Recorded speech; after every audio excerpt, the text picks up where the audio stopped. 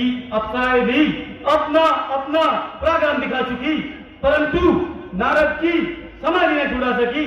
अब मैं भी अपनी शक्तियों को आजमाता हूँ और युक्ति की कमान पर काम का बाण चलाता हूँ। कराता हूँ इसे अब स्वर्ग के राम का दर्शन, हिमालय की गुफाओं में देवपुर के धाम का दर्शन। दिखाता हूँ इसे अब करके सारा अच्छा, पवन अच्छी, सगुन अच्छा, ऋतु अच्छी, समा अच्छा।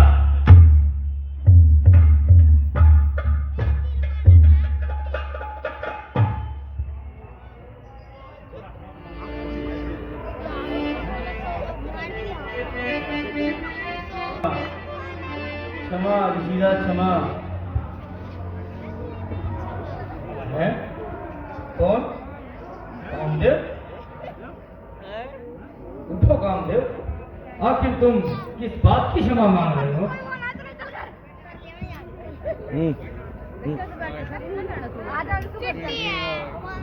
हे ऋषिराज, आपकी घोर तपस्या से हमारे महाराज देवराज इंद्र का सिंहासन डगमगाने लगा और उन्होंने मुझे आपकी तपस्या भंग करने को भेजा, परंतु मैं विफल रहा भगवान, मैं विफल रहा। हे कामदेव, इसमें तुम्हारा कोई दोष नहीं। महाराज इंद्र को तो अपने सिंहासन का मोह लगा ही रहता है। हे कामदेव, आप जाइए और अपने महाराज से कहिएगा, ध्यान हम करते नहीं, संपदा के वास्ते, जीवन है नहीं हमारा लाल सा के वास्ते। छोड़ दी अभिलाषा सारी, त्याग माया का किया, मोह से मुंह मोड़कर जंगल में आ डेरा किया।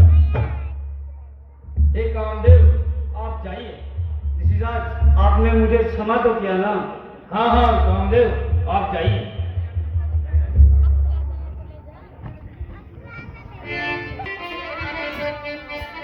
नारायण नारायण। अरे मूर्ख कामदेव, उस समय तो तूने भगवान शंकर से मुंह की खाई और मेरे सामने आते हुए तुझे लज्जा में आई। नारायण नारायण। आखिर यहाँ भी तूने हार ही खाई। नारायण नारायण। अब मैं जाता हूँ और तीनों लोगों में अपना यश फैलाता हूँ, क्योंकि मैं भी अब से काम जीत हो गया हूँ। नारायण नारायण।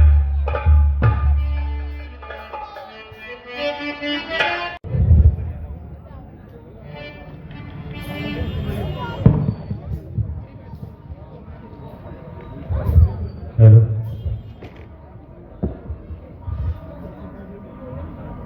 प्रभु प्रणाम।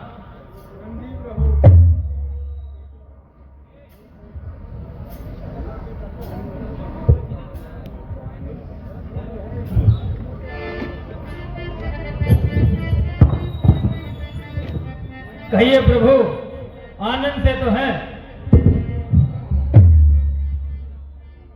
हाँ नारद जी, आप बताइए, आइए पधारिए। आज काफी प्रशंसा दिखाई दे रहे हो, इस प्रशंसा का क्या कारण है नारद जी? हाँ प्रभु, बस बात ही कुछ ऐसी है। नारायण नारायण। जरा हमें भी बतलाइए। प्रभु, मैं भक्ति में लीन हिमालय की कंधाओं में बैठा था, तभी महाराज इंद्र का सिंहासन डगमगाने लगा। नारायण नारायण। हाँ नारद जी, फिर क्या हुआ? बस प्रभु, फिर क्या, उस इंद्र को तो अपने सिंहासन का मोह लगा ही रहता है। उसने कामदेव, रंभा, उर्वशी, मेनका इत्यादि अप्सराओं को मेरी तपस्या छुड़ाने के लिए भेजा। प्रभु, तपस्या छुड़ाने के लिए। नारायण नारायण। बस प्रभु, फिर क्या, आप तो जानते ही हैं, हम भक्तजन जब भक्ति में लीन हो जाते हैं तो सदियां गुजर जाती हैं। बस फिर क्या था, आखिर उस कामदेव ने मुझसे हार खाई और क्षमा याचना करने लगा। प्रभु, क्षमा याचना। तो प्रभु, अब आप ही बताइए, जब वह आपसे हार खाकर मूर्ख दोबारा मुझसे हार खाने आ गया। जब आप काम जीत हुए थे, अब आप कहिए मैं काम जीत हुआ या नहीं हुआ? नारद जी, आप अवश्य ही कामजीत कहलाए, परंतु यह बात ब्रह्मलोक में ना कहना। जैसी आज्ञा प्रभु। नारायण नारायण। हे प्रभु, अब मुझे चलने की आज्ञा दीजिए। जय और विजय।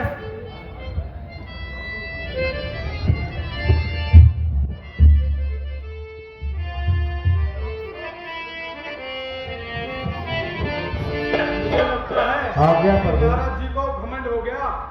तुम उनके पीछे जाओ और उनके भाव का पता लगाओ। जो आज्ञा प्रभु।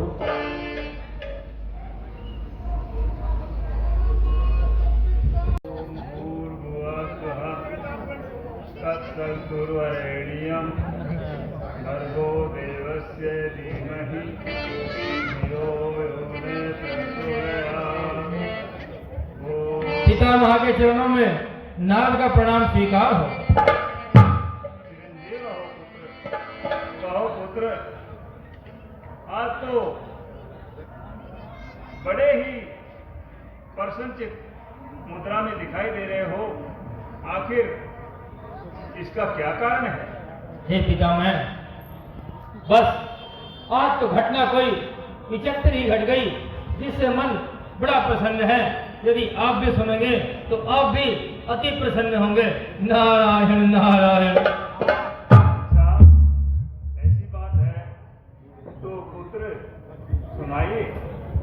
जी पितामह, आप तो जानते ही हैं, हम भक्तजन जब भक्ति में लीन होते हैं तो सदियां गुजर जाती हैं, परंतु हमें यह नहीं पता होता हमारी तपस्या से महाराज इंद्र जैसे उनका भी सिंहासन डगमगाने लगेगा। नारायण नारायण। फिर आगे क्या हुआ? फिर क्या प्रभु, बस मैं आपकी भक्ति में लीन और हिमालय कंदराओं में बैठा था, जिससे महाराज इंद्र का सिंहासन डगमगाने लगा और उस इंद्र ने मूर्ख कामदेव को मेरी समाधि छुड़ाने के लिए भेजा, जो कि वह विफल रहा। नारायण नारायण। बात तो बहुत ही प्रसन्नता की है। फिर आगे क्या हुआ?